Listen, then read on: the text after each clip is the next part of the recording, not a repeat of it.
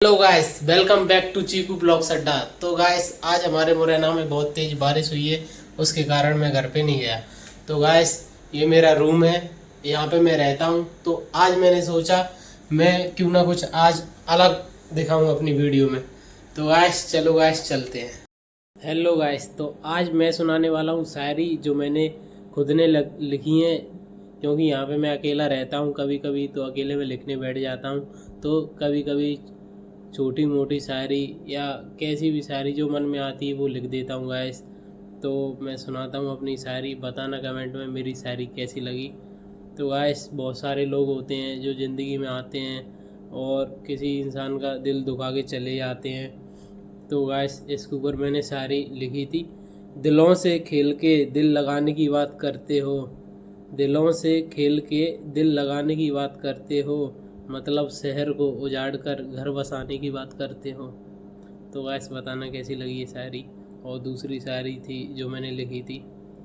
तारों की तरह लोग भी ज़िंदगी से गुम से होते जा रहे हैं। जैसे अब बहुत ज़्यादा पॉल्यूशन हो गया है शहर में, तो पहले जब अपन छोटे थे तो गाइस तारे आसमान में बहुत दिखते थे, लेकिन वो अब नहीं दिखते हैं।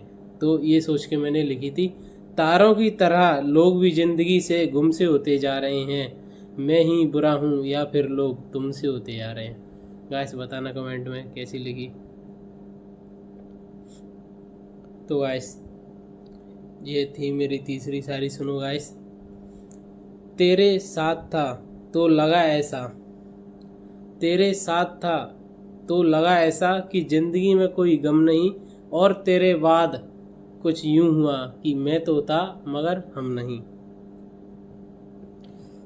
एक और शायरी थी कि यादों का सिलसिला चलता रहता है, यादों की आग में दिल जलता रहता है, राहों में छोड़ के यूं बस सपने दे जाते हैं, याद भी कोई गैर नहीं, केवल अपने दे जाते हैं।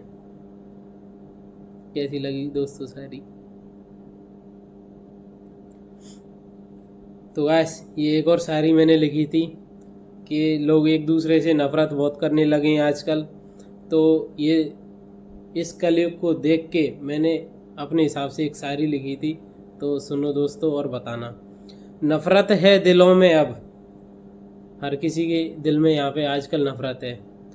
नफ़रत है दिलों में अब, किसी का दिल दुखाने से यहाँ डरता कौन है। नफ़रत है दिलों में अब, किसी का दिल दुखाने से यहाँ डरता कौन है। हाँ, माना कि प्यार दिल से होता है, मगर दिल से यहाँ प्यार करता कौन है। तो गाइस, बताना ये शायरी मेरी कैसी थी।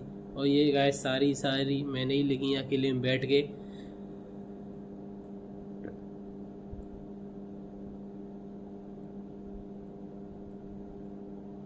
गाइस, और भी शायरी मैं सुनाने वाला हूँ आपको। अभी मैं इसमें निकालता हूँ, वो क्या मेरा मोबाइल रीसेट हो गया था। वैसे मैंने बहुत सारी लिखी थी तो चली गई हैं, इधर उधर हो गई हैं। तो गाइस, अभी और सुनाता हूँ। तो गाइस, मैं और शायरी सुनाने वाला हूँ अपनी। जैसे अपन ज़िंदगी पे बहुत बहुत से लोग होते हैं अलग अलग, वो उनकी ख्वाहिशें भी बहुत ज़्यादा होती हैं, और किसी को घमंड ज़्यादा होता है, किसी को कुछ ज़्यादा होता है।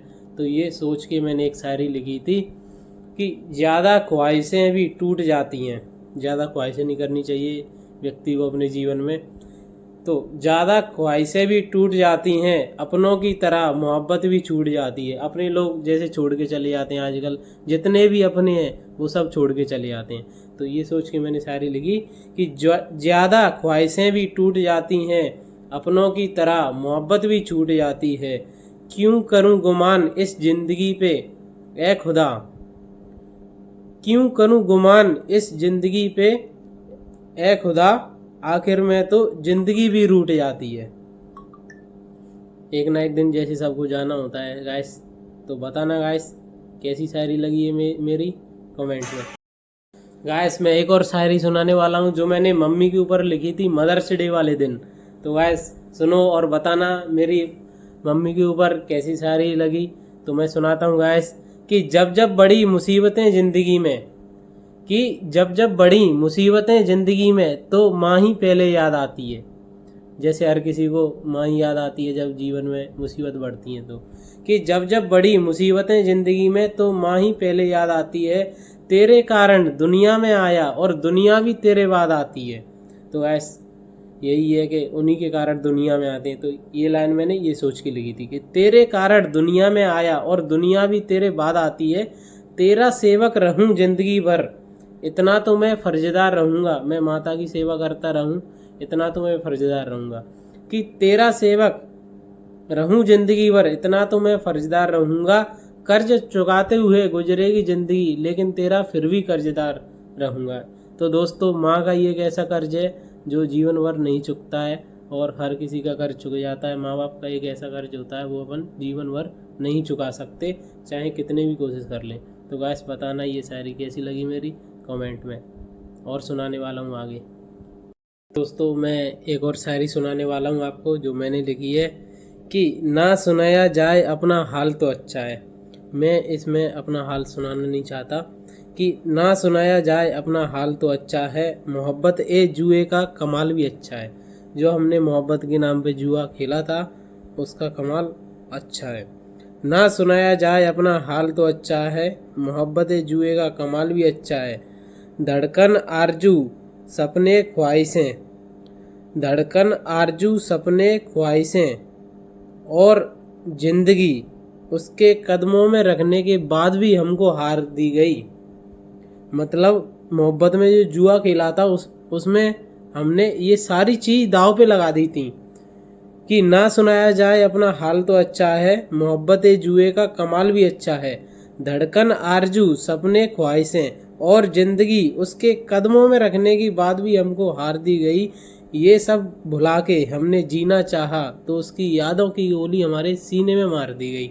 तो दोस्तों, कैसी लगी ये शायरी मेरी?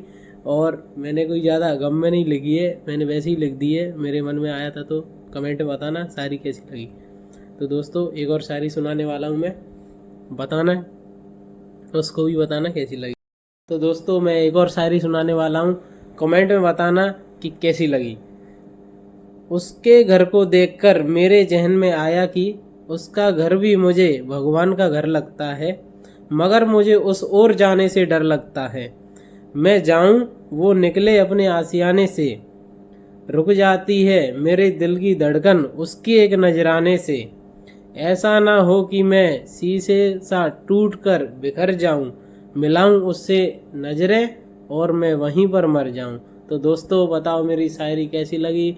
और आज का ब्लॉग मैं यहीं पे ख़त्म करता हूं दोस्तों। और अगर हमारा ब्लॉग अच्छा लगा हो, मेरी शायरी अच्छी लगी हो, तो मेरी वीडियो को लाइक कीजिए, और ऐसी ही मज़ेदार वीडियो पाने के लिए मेरे चैनल को सब्सक्राइब कीजिए। तो दोस्तों, मिलते हैं अपने अगले ब्लॉग्स में, तब तक के लिए बाय बाय, जय श्री राम।